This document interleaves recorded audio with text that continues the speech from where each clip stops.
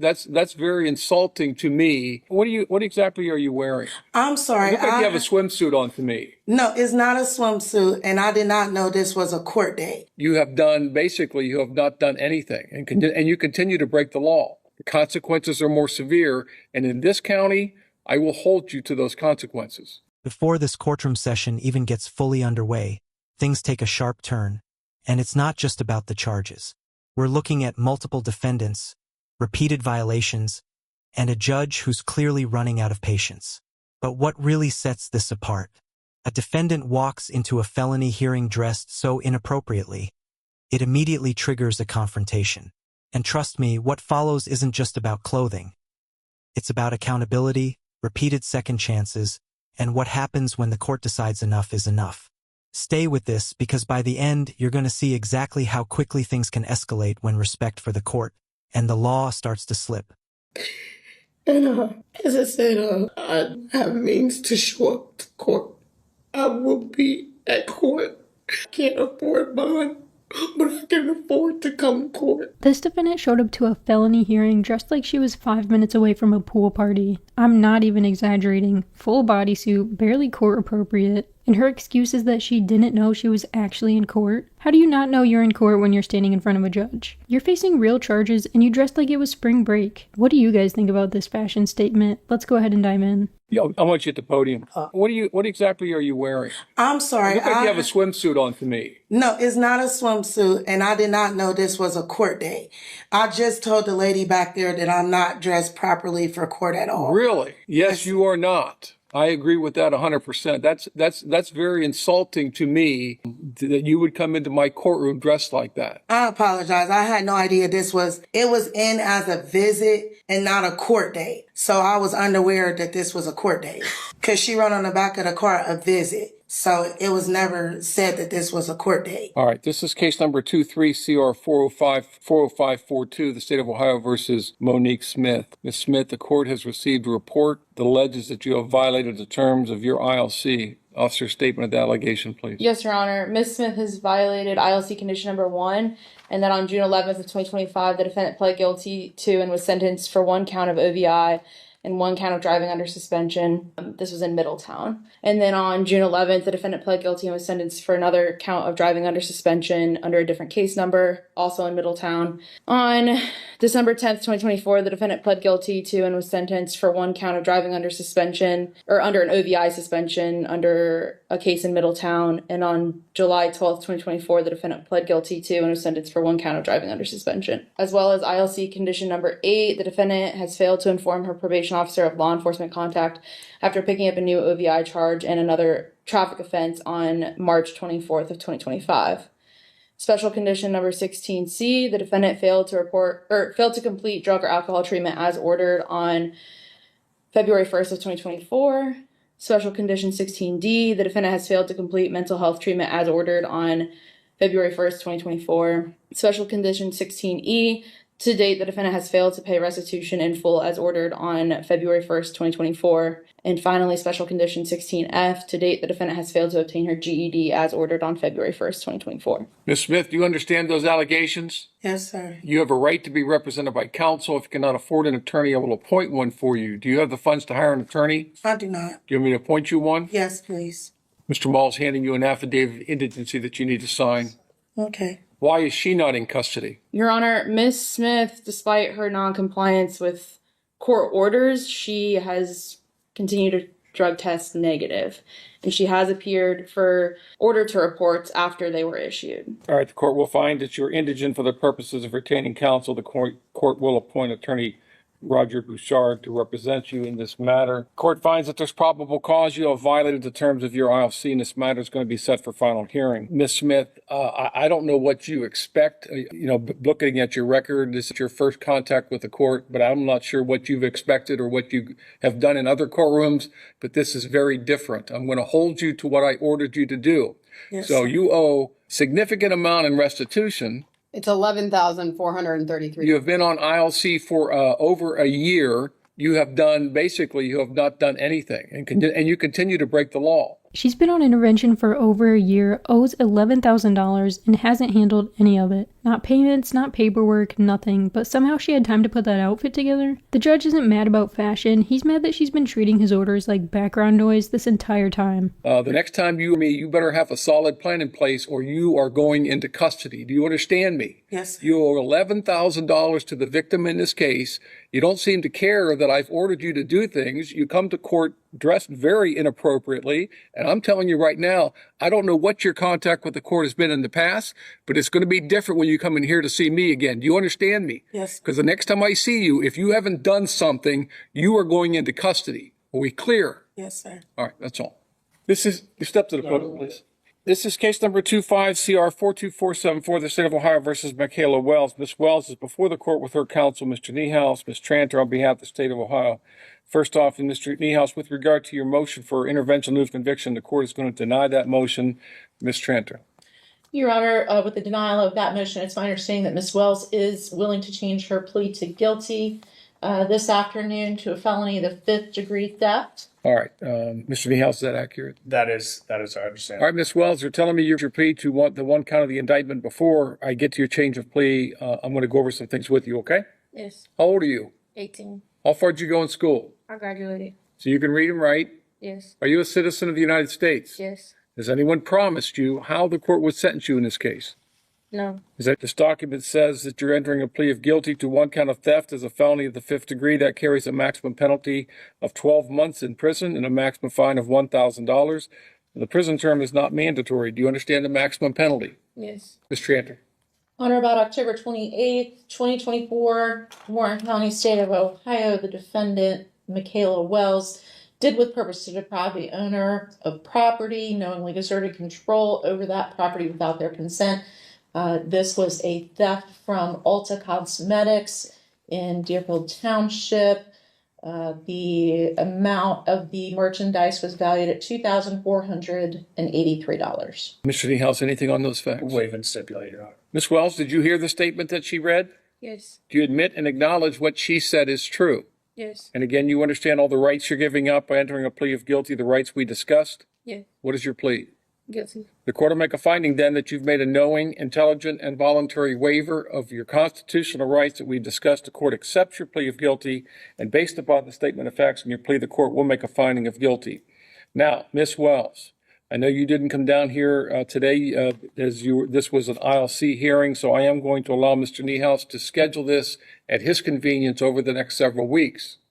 Now, just so that we're clear, you're 18 years old. You have theft charges pending in Butler County, Cuyahoga County. You're on probation in several counties for theft offenses. This is not a good start to your life, adult life, I should say, is it? No. So either you stop stealing or you're going to spend the rest of your life in and out of jail. And I don't know how to get through to you. I appreciate the fact that you were here on time. In fact, you were here early today. I told you last time you needed to be more respectful with regard to that, and you responded. But then you tested positive for marijuana, which I told you were not allowed to use as a condition of your bond. Now, between the time between the time of now and the time that you come back for sentencing, there's a couple of things that I would recommend to you if you don't want to go to jail. Because quite frankly, I don't like people to come into my county and steal from other people. Have you ever had something stolen from you? Watching the judge try to explain responsibility to her felt exhausting. She's 18 and already bouncing between counties with charges. At some point, this stops being young and dumb and starts being a pattern. Adult court isn't high school detention. You don't get a warning and a pep talk every time. Yes. It's not a very pleasant thing. Something that you own, that you've worked for, that earned, is taken from you by someone who did not earn it. That's very to me. So, there's several $1,000s in restitution that's owed. If I were you and I didn't want to go into custody, I would do everything I could to get that restitution paid in full before I came back. And I'd stop smoking marijuana because the judge told me I wasn't allowed to do it. That's just me. You can make your choices. You're now an adult. But when you make bad choices, you understand there are consequences. We clear on this? Yes. All right, I'm just giving you some advice to maybe keep you from going into custody because, quite frankly, at this point in time of your life, you're not in juvenile court anymore. The consequences are more severe. And in this county, I will hold you to those consequences. Okay? I don't know what your experience is in Cuyahoga County where I don't know if they forget about you or what. I'm not going to forget. Okay? Yes. All right. Do what you got to do. I'll see you in a few weeks. Thank you, Your Honor. Thank you, sir. Case number 22CR39959, the state of Ohio versus Stephanie Hose. Ms. Hose before the court with her attorney, Mr. Swift. Ms. Tranter on behalf of the state of Ohio. Ms. Tranter. Your Honor, it's my understanding Ms. Hose is going to be changing her plea this morning to count one of the indictment, felony of the forgery, felony of the 5th degree. State will ask for dismissal of count 2. Mr. Swift, is that accurate? That's correct, Your Honor. Ms. Hose, you're telling me you're going to change your plea to the one count of the indictment. Before I get you to change the plea, I am required to go over some things with you, okay? Yes, sir. How old are you? I am 33 years old. How far did you go in school? I got to the 9th grade. Can you read and write? Yes, sir. Are you in the United States? Yes, sir. Has anyone promised you how the court would sentence you in this case? No, sir. This document says you're entering a plea of guilty to one count of forgery as a felony of the 5th degree. That carries a maximum penalty of 12 months in prison. Right here is where things start getting serious, and this is bigger than just courtroom etiquette. The judge isn't reacting to the outfit alone. He's reacting to a pattern. When a defendant claims they didn't know they had court, that immediately raises red flags, especially when they're already under court supervision. And now we're about to hear a long list of violations tied to something called ILC, intervention in lieu of conviction. That's essentially a second chance program. Instead of going straight to jail, the court gives you conditions, treatment, payments, compliance. But if you ignore those conditions, that second chance can disappear fast. So the real question is, was this just a misunderstanding, or has the defendant been pushing limits for way too long? And a maximum fine of $2,500. Do you understand the maximum penalty? Yes. Your Honor, in addition to the facts alleged in the indictment, this offense occurred November the 17th of 2022, Warren County, state of Ohio. On that date, the defendant, Ms. Hosa, did attempt to make a withdrawal from the victim's Fifth Third bank account using a fraudulent withdrawal slip and a stolen identification card. Mr. Swift, anything on those facts? Nothing. Ms. Hose, did you hear the statement that was read? Yes, sir. Do you admit and acknowledge what she said is true? Yes, sir. And again, you understand all the rights you're giving up by entering a plea of guilty, those rights we discussed. Yes, sir. What is your plea? Guilty. Court will make a finding then that you've made a knowing, intelligent, and voluntary waiver of your constitutional rights that we've discussed. The court will accept your plea of guilty, and based upon the statement of facts in your plea, the court will make a finding of guilty. I'm going to order a pre-sentence investigation, Ms. Hose. We'll come back in a few weeks and do sentencing at that time. Your Honor, can we be heard on the bond? Sure. I think Ms. Hose has some extenuating circumstances going on with her right now. I'll let her explain to the court why she didn't show up last April, what her current situation is, and she also just had a 2-month-old child. So it's why you didn't show up first. Okay, first, why I didn't show up. I lost my job. I lost everything. So I didn't have no means of transportation. So that was why I didn't show. That's why I wasn't able to show up. That has changed. I do receive Social Security. I receive $943 a month. I recently just received one of my checks. I get paid the 25th of every month. Then she starts talking about her income schedule like that fixes being gone for 16 months. Knowing when your paycheck hits doesn't help when you ignore a warrant. If she can track deposits, she can easily track a court date. The priorities are just backwards. And what else was it? Working in your housing. Oh, yes, I was. I was approved for housing. So right now I am supposed to looking for housing, a 2-bedroom for my 2-month-old daughter. I am currently fighting for custody for her in Hamilton County in court. I was also last year before, I tested positive for HIV. And I do have health issues, which I'm not receiving proper medication for because the jail does not give those medication. And also my vital loads have to be checked I have doctors with in Hogsworth. And as I said, I have means to show up to court. I will be at court. I can't afford bond, but I can afford to come to court. I can pay for transportation. I can do that, but I don't want them to take permanent custody right now. I've been granted visitation 10:30 to 2:30 every Friday. I have my CPS worker's number. She let me know that if I were to get out today, then I can go see my daughter Friday in like 3 weeks because of other situations with the temporary foster family. But I promise you, sir, on my ancestors' eyes, that I will be here. Ms. Hose, this isn't a situation that just last week or last month or even a few months ago that you up. It's been a year and 4 months that you've been gone. You're telling me you didn't have access to a phone to call somebody up here? I did. I called that probation officer at the time.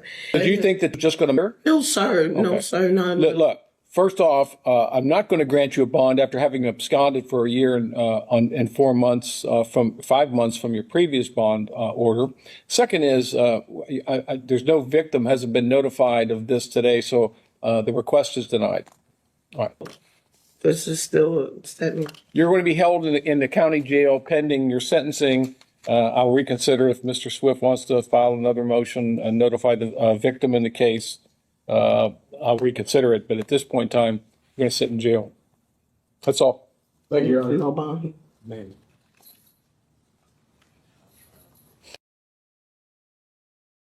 What we just witnessed is a perfect example of how the courtroom draws a hard line between opportunity and accountability. Across multiple cases, the judge repeatedly gave defendants chances, whether it was intervention programs, bond conditions, or delayed sentencing. But those opportunities come with responsibility. In Ms. Smith's case, the court laid out a clear pattern of noncompliance, missed obligations, unpaid restitution, and repeated legal violations, leading to a very real warning of jail time. In Miss Wells' situation, we saw how quickly repeated offenses can stack up, even at just 18 years old. And for others, like Miss Hose, the court made it clear that disappearing for over a year isn't something that can simply be explained away. At the end of the day, the legal system can be flexible, but only to a point. Once that line is crossed, consequences follow fast. If you found this case as shocking as we did, make sure to hit that like button, share your thoughts in the comments, and don't forget to subscribe for more jaw-dropping courtroom breakdowns.